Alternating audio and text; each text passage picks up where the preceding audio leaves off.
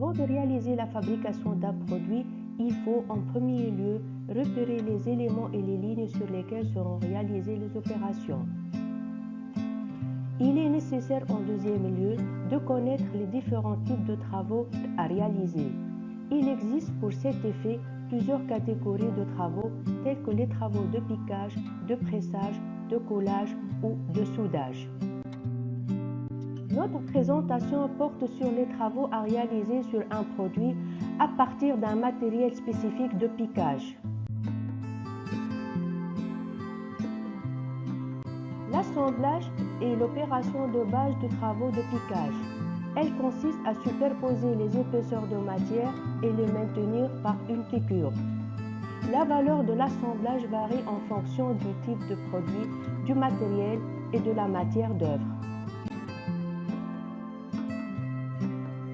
Le surpiquage est une opération qui consiste à réaliser une piqûre parallèlement à un sillon ou à un bord sur l'endroit afin de garnir ou de renforcer un élément ou un produit.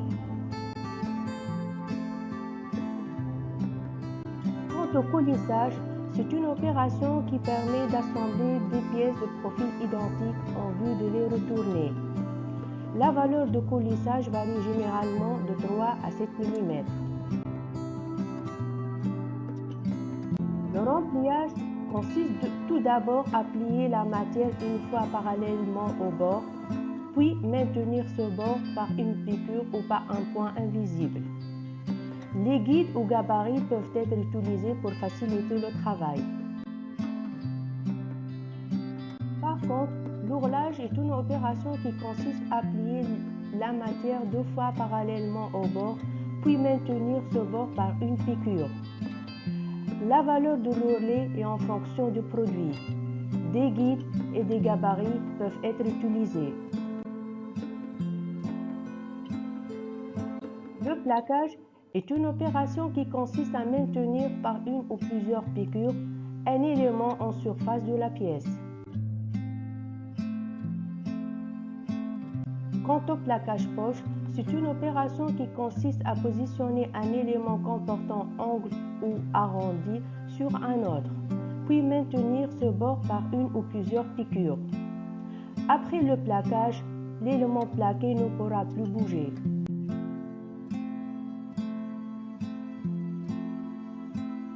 En ce qui concerne le rabattage, après avoir assemblé 2 éléments, en prendre un, le ramener sur le premier et le maintenir par une piqûre.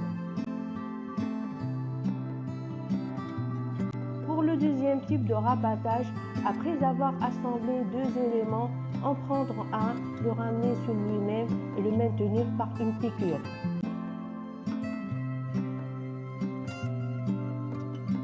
Le bordage est une opération qui consiste à insérer le bord d'un élément dans un biais plié et maintenir l'ensemble par une piqûre.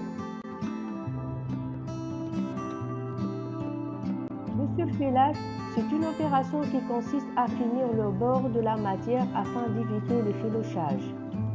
Les fils qui dépassent sont rasés durant le surfilage.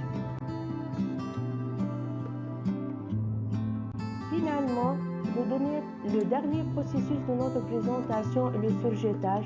C'est une opération qui consiste à assembler 2 ou plusieurs éléments par un point de surjet. L'assemblage par surjetage est utilisé surtout en maille. Les fils qui dépassent sont rasés durant le surjetage. Je vous souhaite une bonne assimilation du contenu de cette vidéo.